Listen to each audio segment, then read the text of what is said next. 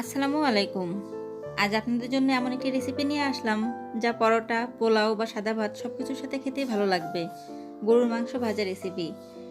খুবই টেস্টি এই রেসিপিটি শিখতে হলে সম্পূর্ণ ভিডিওটি দেখুন।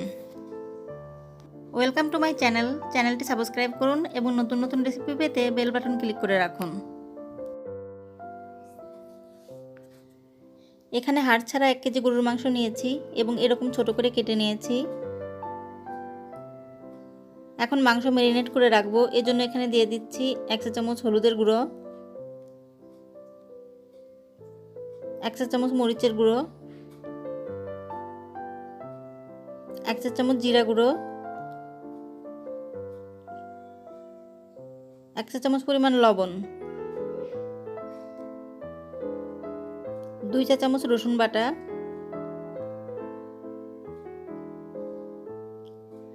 1 চা চামচ পরিমাণ আদা বাটা।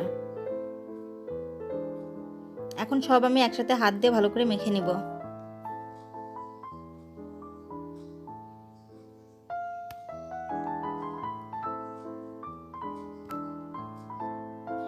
মাখানো হয়ে গেছে। এখন একটি র্যাপিং পেপার দিয়ে আমি মাংস ঢেকে দিব এবং নর্মাল ফ্রিজে 30 মিনিটের জন্য ম্যারিনেট করতে রেখে দিব।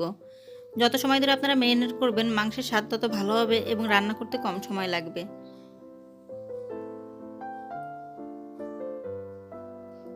আমি এখন ফ্রিজে রেখে দেব 30 মিনিটের জন্য।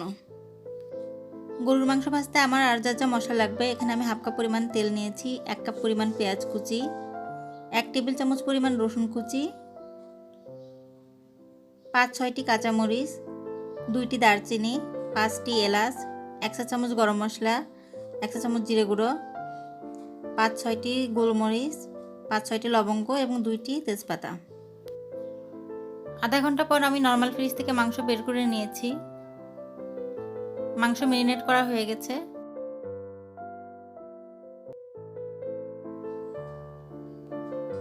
আমি চুলায় একটি প্যান বসিয়ে নিয়েছি এবং এখানে দিয়ে দিচ্ছি হাফ কাপ পরিমাণ সয়াবিন তেল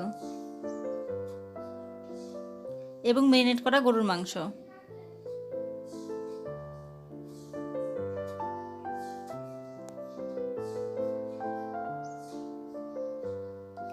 গরুর মাংসটাকে আমি খুব ভালোভাবে নেড়ে চেড়ে প্রায় 5 মিনিট ধরে ভেজে নেব।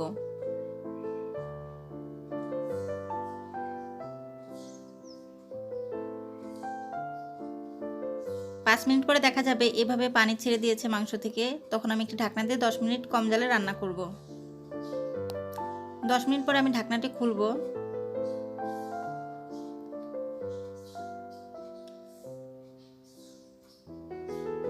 একটু নেড়ে দিব।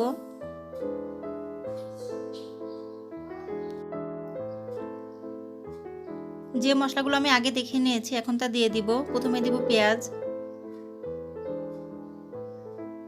রসুন কুচি, 2টি তেজপাতা, দারচিনি, এলাচ,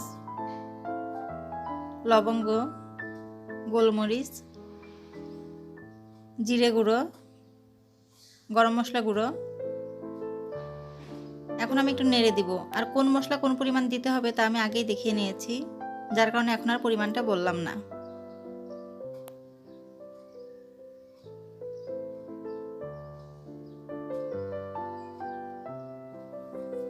মাংসের সাথে সব মশলা মাখানো হয়ে গেলে এখন আমি ঢাকনা দিয়ে দিব এবং চুলার জালটা একদম কমিয়ে রেখে 20 মিনিট মতো রান্না করব।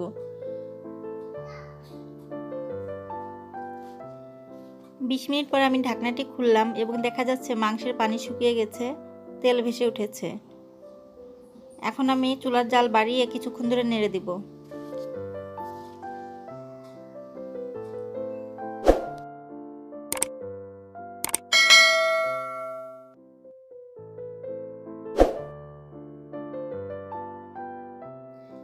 যেহেতু আমি বাড়তি কোনো পানি ব্যবহার করছি না, তাই আবারও ঢাকনা দিয়ে চুলার জাল একদম কমিয়ে রান্না করব 10 মিনিট মতো। প্রায় 10 মিনিট পর আমি ঢাকনা খুললাম। মাংস প্রায় ভাজা হয়ে গেছে। রান্নার শেষের দিকে আমি দিয়ে দেব কিছু কাঁচামরিচ।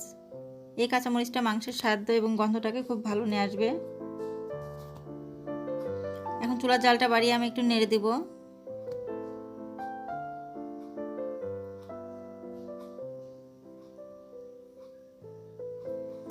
কাঁচামরিচের ফ্লেভারটা মাংসের সাথে মেশার জন্য আমি 5 মিনিটের জন্য ঢাকনা দিয়ে রাখবো। 5 মিনিট পরে ঢাকনা খুলবো। গরুর মাংস ভাজা হয়ে গেছে। এখন চুলার জাল বাড়িয়ে 2 মিনিট মতো মাংস নেড়ে চেড়ে ভেজে নেব।